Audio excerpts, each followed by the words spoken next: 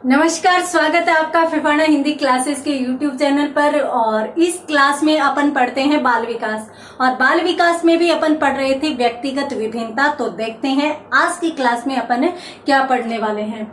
तो इस क्लास में अपना टॉपिक चल रहा था व्यक्तिगत विभिन्नता, और व्यक्तिगत विभिन्नता में अपनों ने व्यक्तिगत विभिन्नता से संबंधित अर्थ, परिभाषा, प्रकार, जो स्तर माने जाते हैं व्यक्तिगत विभिन्नता के, कौन कौन से पहलू होते हैं, स्तर होते हैं, वो सारी की सारी चीजें, एक संभाविता वक्र जो अत्यंत महत्वपूर्ण माना जाता है, वो भी अपनों ने देख लिया था। अब अपन बात करते हैं व्यक्तिगत विभिन्नता को प्रभावित करने वाले कारक। हालांकि अपनों ने चीजें बहुत ज्यादा देखी है व्यक्तिगत विभिन्नता से संबंधित, परंतु जिस समय अपनों ने यूनिट शुरू की थी उस समय मैंने आपको बताया था कि भाई व्यक्तिगत विभिन्नता से संबंधित 3 ही चीजें सिलेबस में दी गई है। कौन कौन सी? एक तो व्यक्तिगत विभिन्नता का अर्थ एवं परिभाषा, यानी इसका सामान्य अर्थ अपने को समझना है। दूसरी बात, व्यक्तिगत विभिन्नता के प्रकार जो अपन देख चुके हैं, 2 प्रकार की होती है। एक आंतरिक व्यक्तिगत विभिन्नता होती है, एक बाह्य। आंतरिक में मनुष्य के अंदर ही विभिन्न चीजों में विभिन्नता पाई जाती है, जैसे वो शारीरिक रूप से हो सकता है कमजोर भी हो, मजबूत भी हो। तो दूसरी तरफ मानसिक रूप में, अब शारीरिक रूप से स्ट्रोंग व्यक्ति मानसिक रूप से भी स्ट्रोंग हो, ये आवश्यक नहीं होता, तो इसलिए उसमें विभिन्नता। और बाह्य विभिन्नता में 2 या 2 से अधिक प्राणी आपस में यदि विभिन्नता रखते हैं तो उसको बाह्य विभिन्नता कह दिया जाता है। तो अब अपन पढ़ने वाले हैं आगे क्या, व्यक्तिगत विभिन्नता को प्रभावित करने वाले कारक,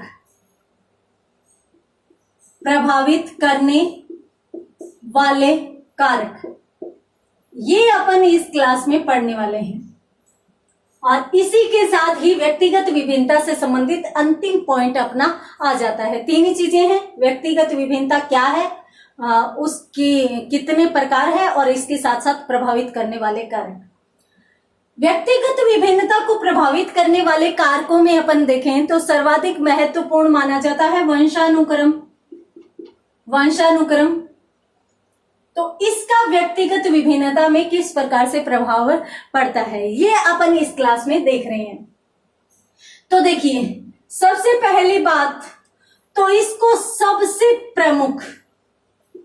सबसे प्रमुख व पहला कारक माना गया है किसका, व्यक्तिगत विभिन्नता को प्रभावित करने का।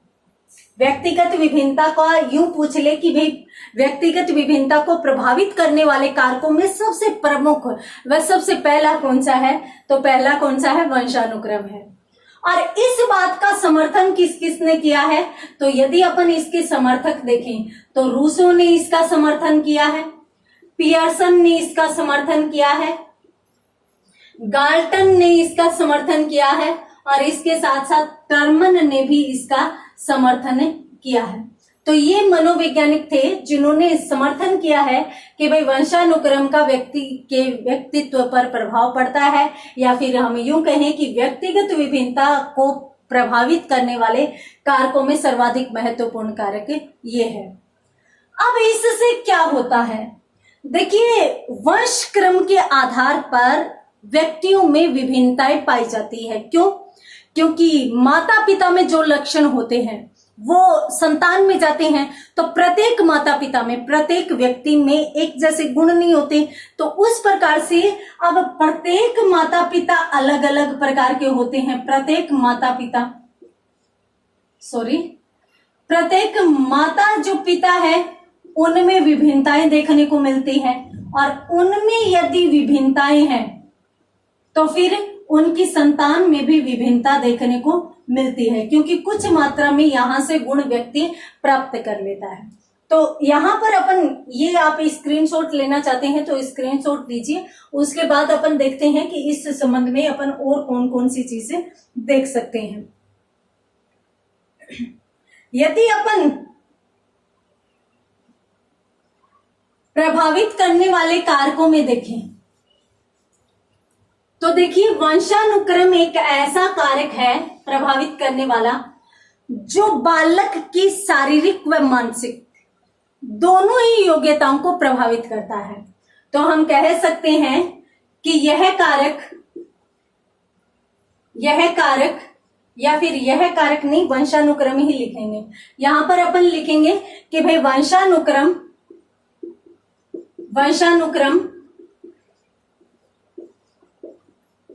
बालक की शारीरिक व मानसिक व्यक्तिगत विभिन्नता को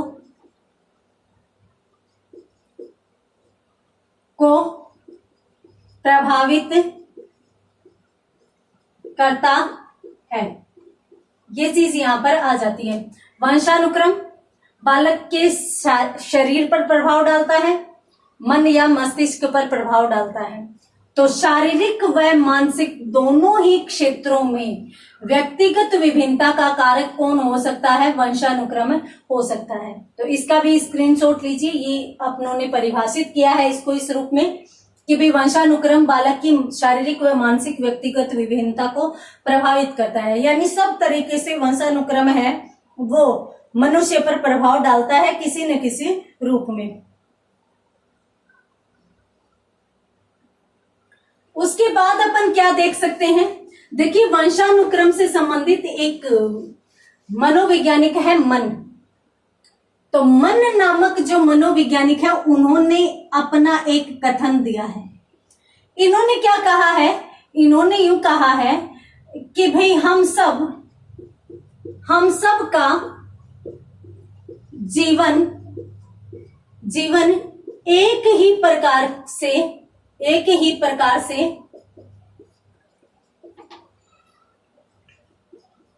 प्रारंभ होता है।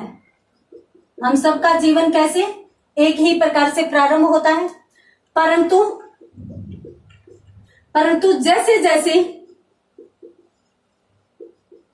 जैसे हम बड़े होते जाते हैं व्यक्तित्व में अंतर आने लगता है। यानी हमारे जैसे जैसे हम बड़े होते जाते हैं अंतर दिखाई देने लगता है।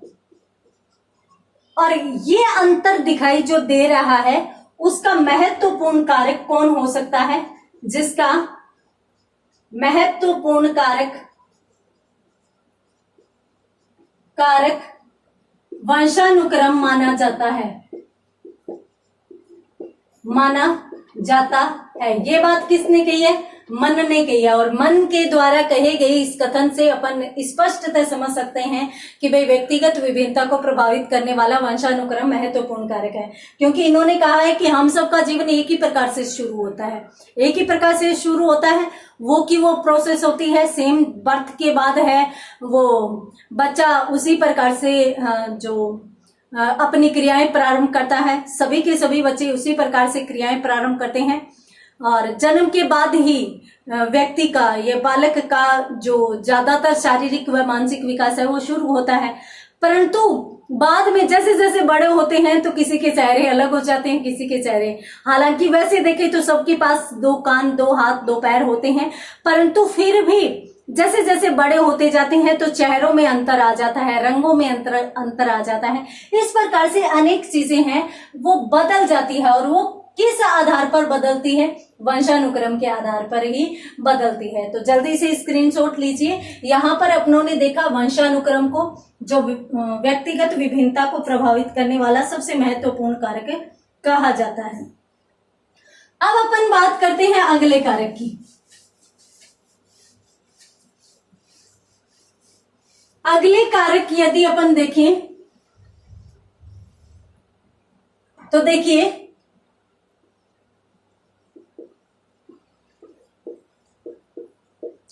प्रभावित करने वाले कारक अपन इस क्लास में पढ़ रहे हैं। और यहां पर अपनों ने पहला देख लिया है, जो कौन सा है, वंशानुक्रम है। दूसरा वातावरण। देखिए जिस प्रकार के वातावरण में, जिस प्रकार के वातावरण में बालक रहता है उसका प्रभाव बालक पर अवश्य रहता है, अवश्य पड़ता है। जिस प्रकार के वातावरण में बालक निवास करता है उसका प्रभाव अवश्य पड़ता है। कैसे पड़ता है, तो यहाँ पर अपन ये चीज समझ सकते हैं कि भाई ठंडे प्रदेश में यदि कोई बालक रह रहा है तो जाहिर सी बात है कि वह बालक गोरा होगा, इसके साथ साथ फुर्तीला होगा और इसके साथ साथ लंबा भी होगा। और आपको मैं बता देती हूँ कि इसके तुरंत बाद अपन व्यक्तित्व टॉपिक ही पढ़ने वाले हैं, तो व्यक्तित्व में ये सारी की सारी चीजें अपन बहुत अच्छे से समझ पाएंगे, क्योंकि व्यक्तित्व के प्रकार भी अपने इस सिलेबस में रहता है। उसके बाद यदि अपन गर्म प्रदेश की बात करें तो गर्म प्रदेश में जहां पर ये लंबे होते हैं तो ये नाटे होते हैं, ये आलसी होते हैं और इसके साथ साथ ये काले होते हैं।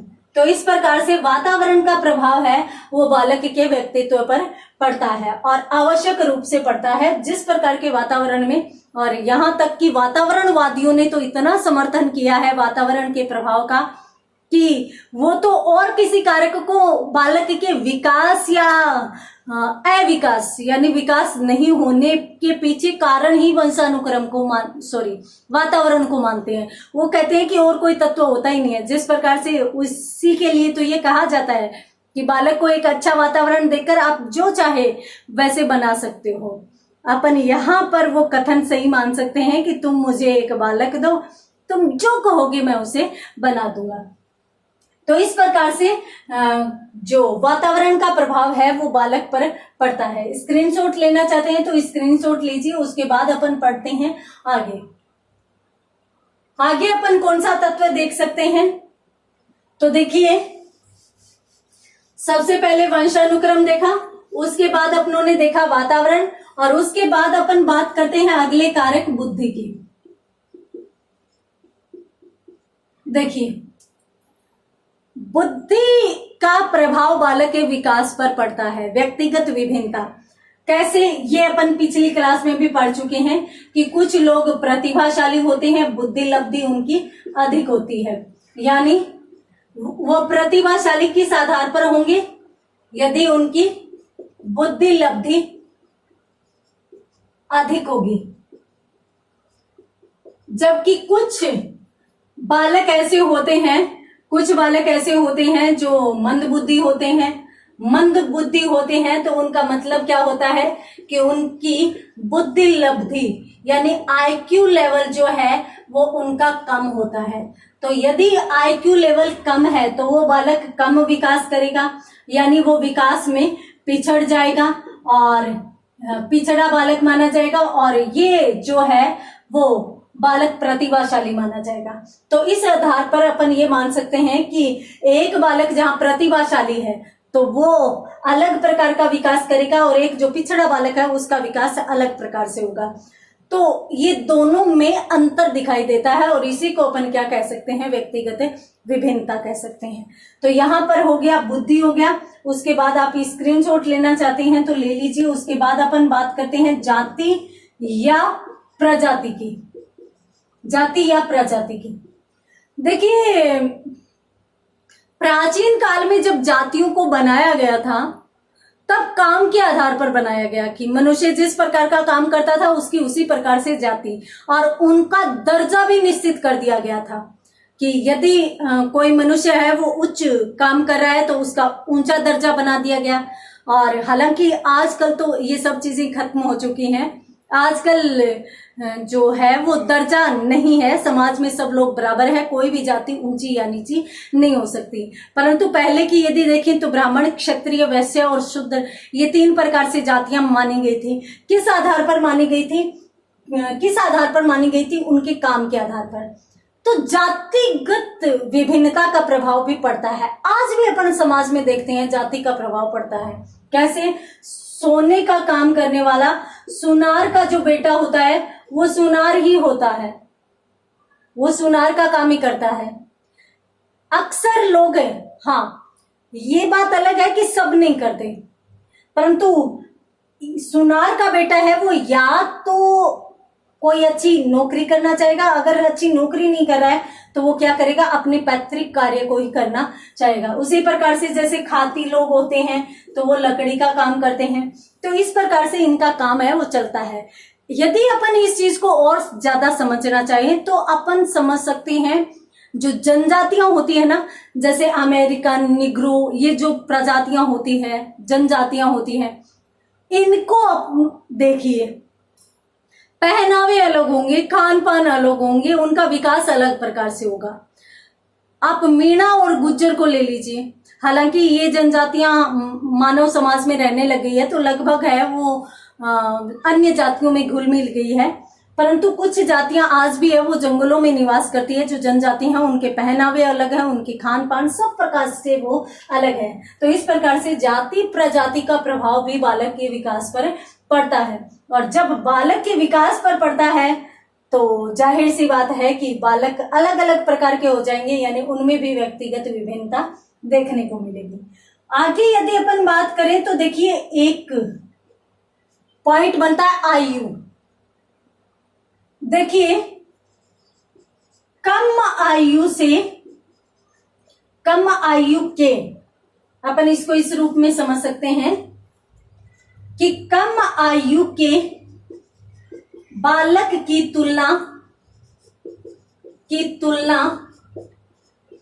अधिक आयु वाला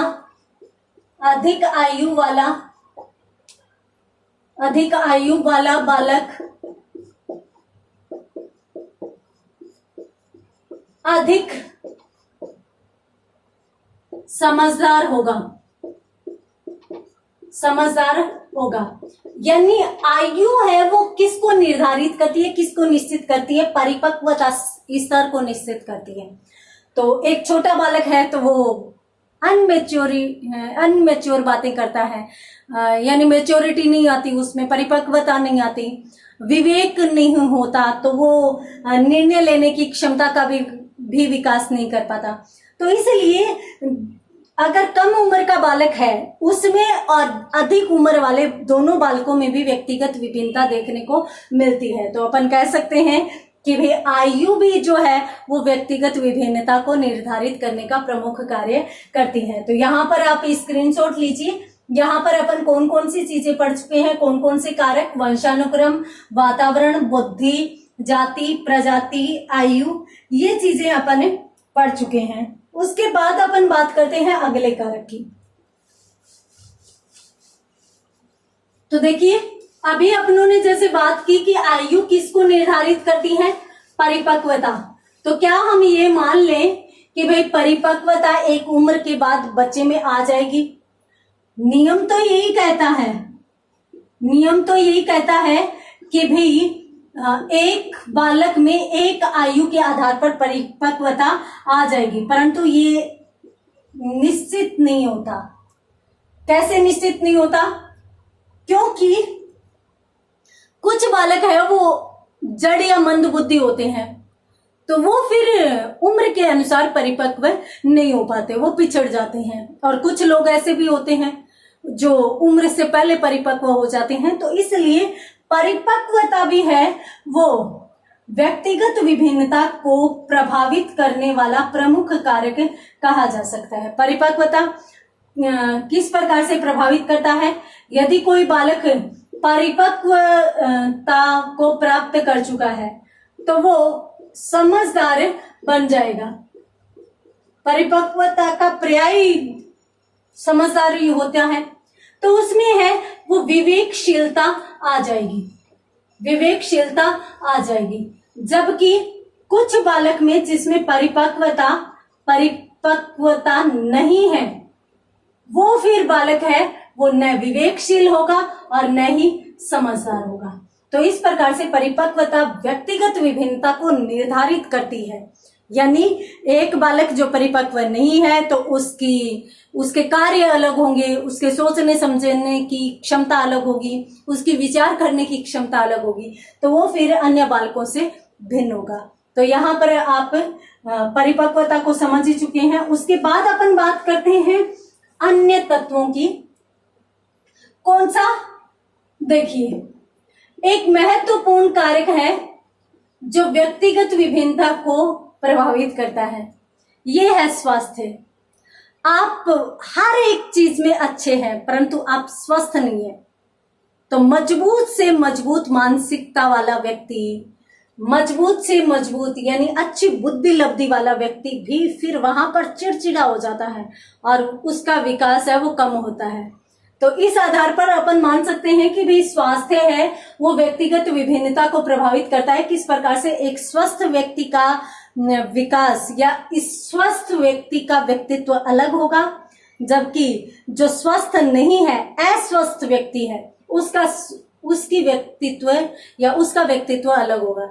तो स्वस्थ व्यक्ति की तुलना में अस्वस्थ व्यक्ति कम विकास कर पाएगा। इस आधार पर दोनों में अंतर रह जाएगा, और दोनों में अंतर रह जाएगा तो उसे भी अपन किस में लेकर जाएंगे? व्यक्तिगत विभिन्नता में। आज के संदर्भ में यदि अपन देखें तो देखिए, शिक्षा भी इस संबंध में महत्वपूर्ण कारक माना जा सकता है। कैसे? अब एक बालक है जिसको नियमित शिक्षा दी जा रही है, माता पिता सक्षम है, तो उस बालक का विकास अलग प्रकार से होगा।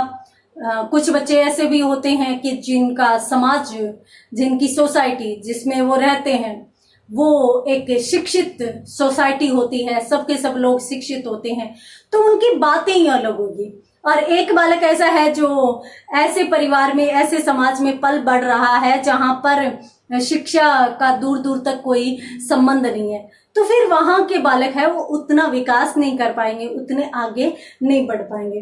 तो शिक्षा वर्तमान के क्षेत्र में प्रभावित करने वाला अत्यंत महत्वपूर्ण कारक बन जाता है। तो यहाँ पर है वो स्वास्थ्य भी महत्वपूर्ण कारक हो सकता है।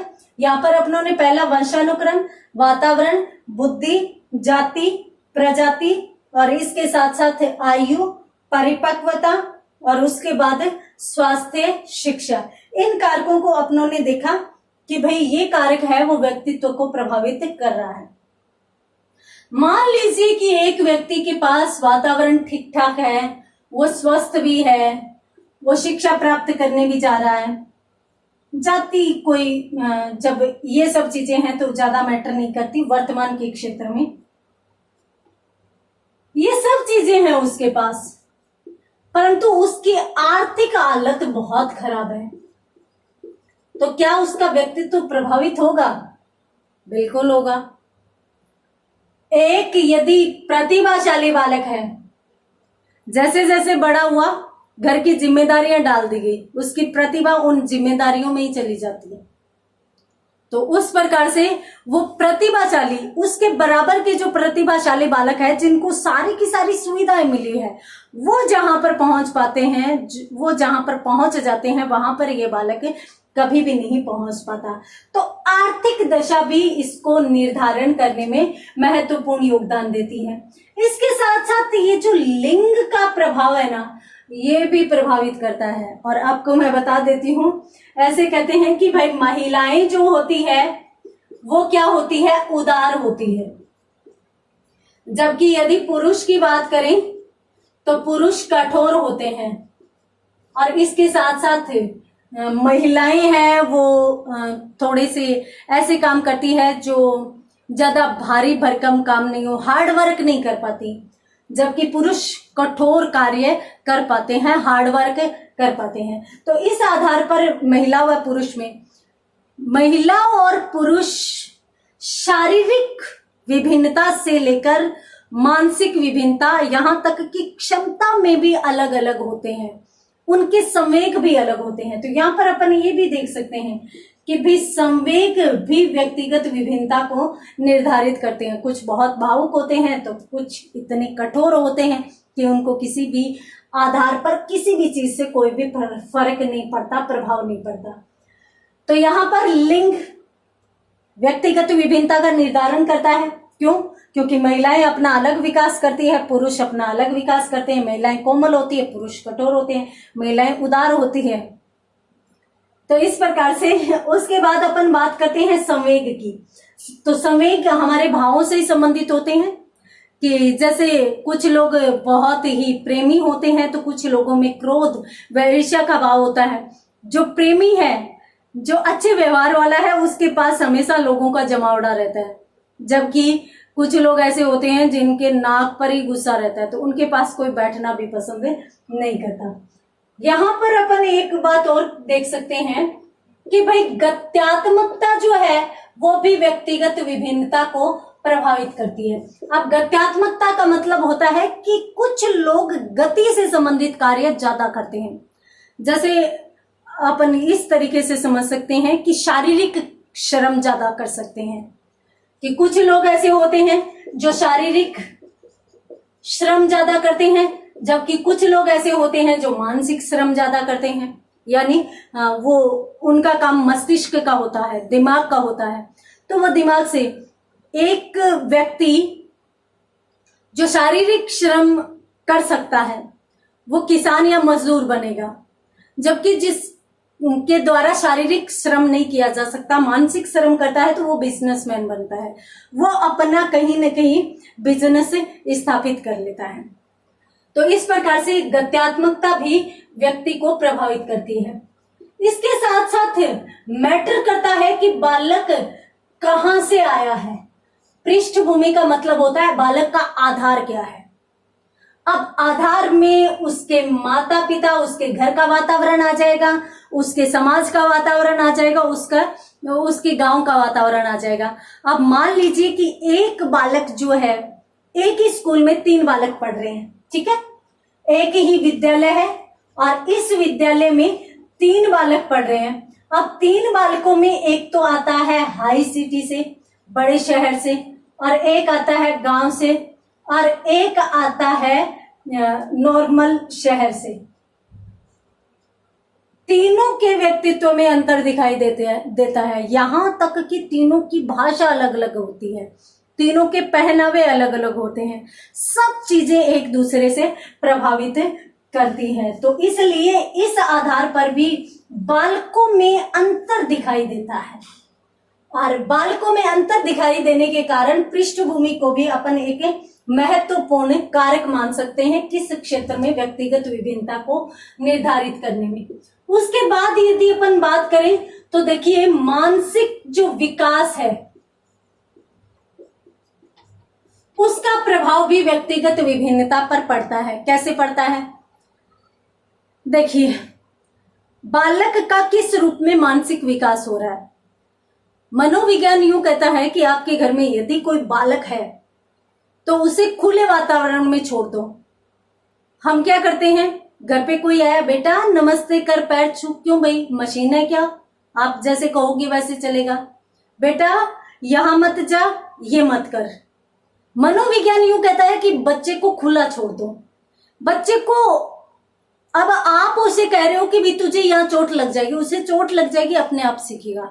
तो मनोविज्ञान यूं कहता है कि जितना बालक को वातावरण में खुला छोड़ दोगे बालक उतना ही अधिक विकास कर पाएगा। तो उतना अधिक जब विकास कर पाएगा तो फिर उसकी क्षमता है वो अलग होगी और उसका मानसिक स्तर या मानसिक विकास का स्तर बहुत उच्च माना जाएगा।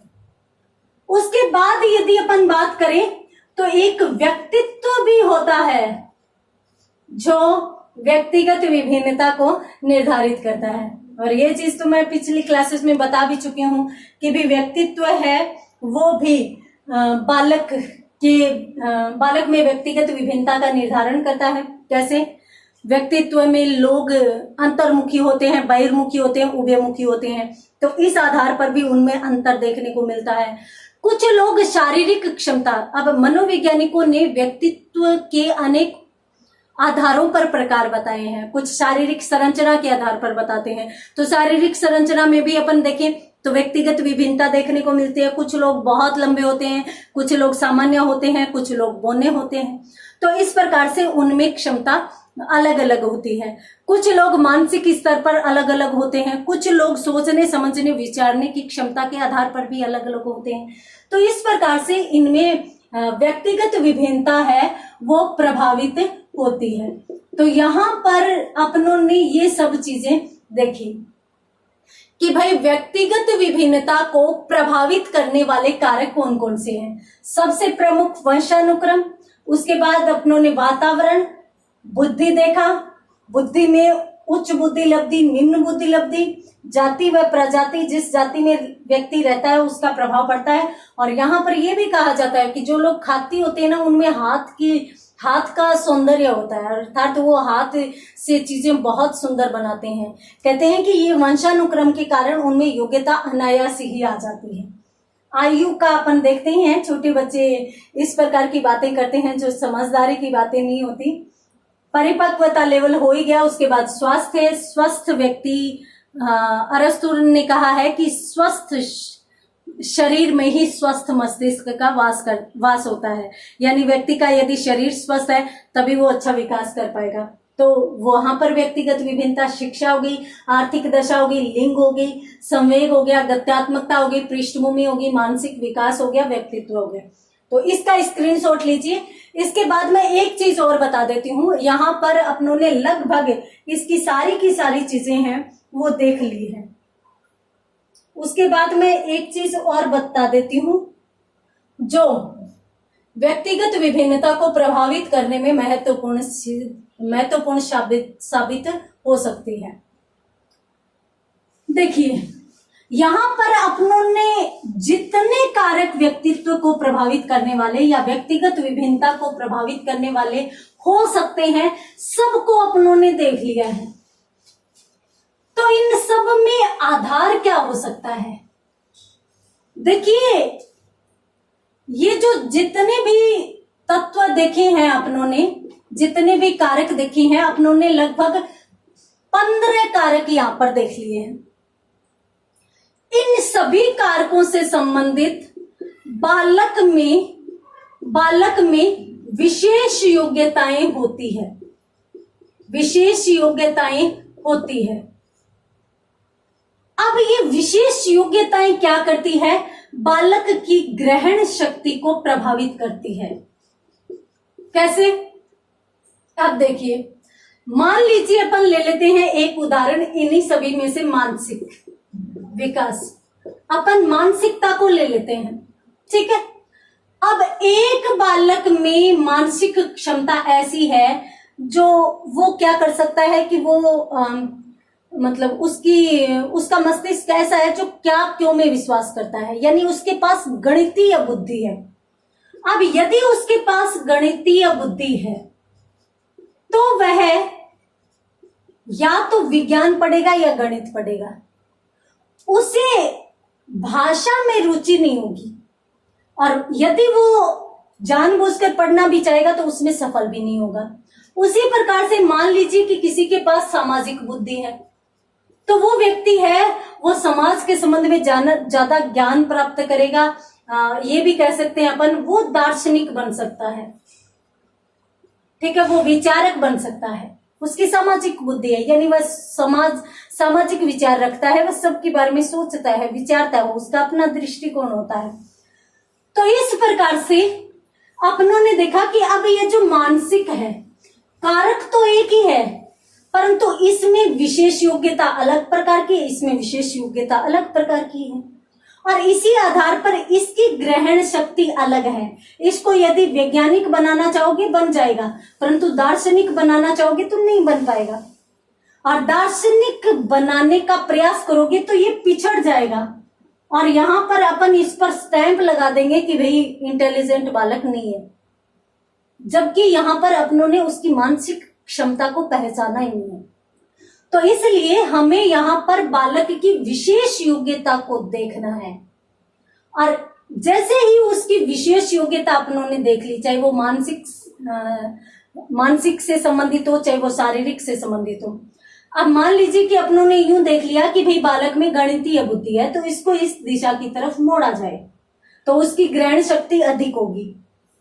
और यदि बालक में विशेष योग्यता सामाजिक बुद्धि की है, आपने चाहा कि बालक को वैज्ञानिक बनाया जाए, वो बालक पिछड़ जाएगा, उसकी ग्रहण शक्ति कम हो जाएगी। उसी प्रकार से यदि इस बालक को इसी क्षेत्र में लगाया जाए तो उसकी ग्रहण शक्ति अधिक होगी और वो बहुत आगे जाएगा। तो इस आधार पर भी अपन विशेष योग्यताओं व ग्रहण शक्ति के आधार पर भी व्यक्तिगत विभिन्नता देख सकते हैं। यहाँ पर ये विशेष योग्यता और ग्रहण शक्ति उन सभी 15 तत्वों का आधार कही जा सकती है जो अपनों ने अभी देखी है। यानी अपने को विशेष योग्यता पहचानना है तो विशेष योग्यता से संबंधित व्यक्तिगत विभिन्नता देखने को मिलती है। जैसे कोई इस प्रकार का होता है, कोई इस प्रकार का, और इसी आधार पर ग्रहण शक्ति भी बालकों की अधिक अलग अलग होती है।